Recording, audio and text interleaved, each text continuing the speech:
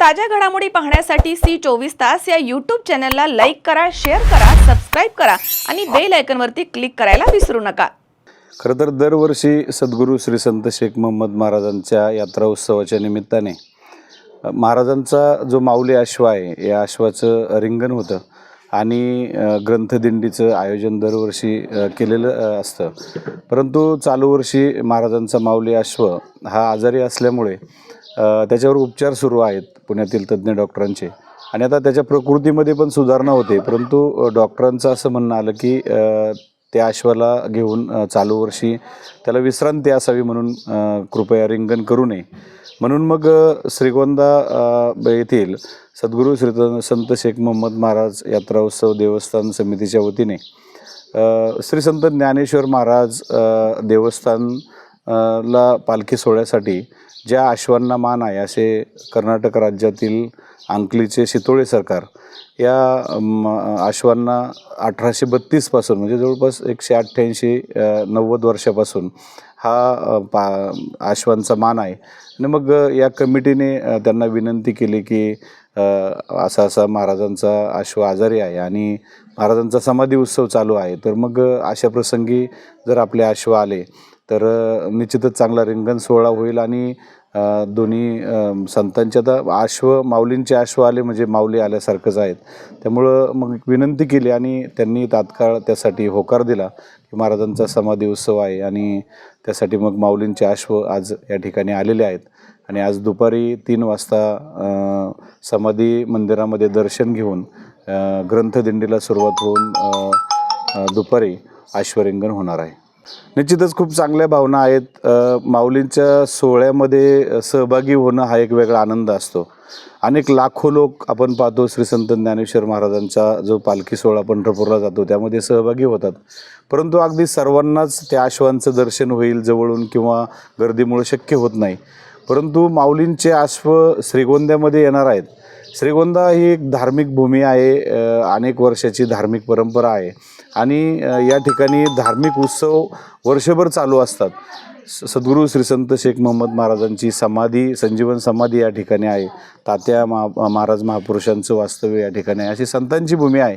त्यामुळं येथे वर्षभर जवळपास धार्मिक कार्यक्रम सुरू असतात आणि अशा प्रसंगी माऊलींचे अश्व येणार म्हटल्यावर श्रीगोंदेकरांना एवढा आनंद झाला की खरं तर ह्या सर्व गोष्टी मोहम्मद महाराज एक महान सिद्ध पुरुष संत होते, त्यांची संजीवन समाधी आहे, सपत्नीक समाधी आहे आणि त्या समाधीची ऊर्जा आपणही अनेक वेळा अनुभवली आहे की शेवटी यात्रा कमिटी जरी नियोजनासाठी काम करत असली तरी त्यांनाही असंच वाटतं की हे सर्व महाराजच करतात।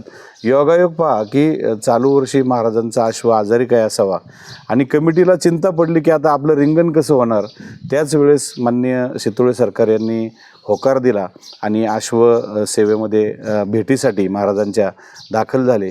महाराजांच्या अश्वाचं नावसुद्धा माऊली आहे आणि माऊलींचेच अश्व त्या दर्शनासाठी किंवा भेटीसाठी यावेत हा म्हणजे ही एक काही सामान्य गोष्ट नाही, एक असामान्य गोष्ट आहे आणि त्यामुळे श्रीगोंदेकरांमध्ये प्रचंड उत्साह आहे आणि दुपारी आता आपल्याला तो उत्साह सर्वजण सर्व वारकरी टाळ मृदंगाच्या साथघोषामध्ये यामध्ये सहभागी होणार आहेत। संतश्रेष्ठ ज्ञानेश्वर महाराज पालखी सोहळ्यातील श्रीमंत शितोळे सरकार अंकलीकर यांचे हे 2 मानाचे अश्व असतात। 1832 पासून ज्या वेळेला पालखी सोहळा सुरू झाला त्यावेळेपासून हे अश्व पालखी सोहळ्यामध्ये सहभागी होत असतात। इकडून आपल्या श्रीगोंद्यामध्ये प्रथमच रिंगण सोहळ्यासाठी अश्वांना आमंत्रित करण्यात आलेलं आहे आणि अश्व आजारी शेख मोहम्मद महाराजांचा अश्व आजारी असल्याकारणानं त्या निमित्ताने आम्ही इथं रिंगण सोहळ्यासाठी त्यांच्या आमंत्रित आपले शेख मोहम्मद महाराज यात्रा कमिटी यांच्यातर्फे निमंत्रण मिळाल्यानंतर आम्ही अश्व रिंगण सोहळ्यासाठी इथं दाखल झालेलो आहोत।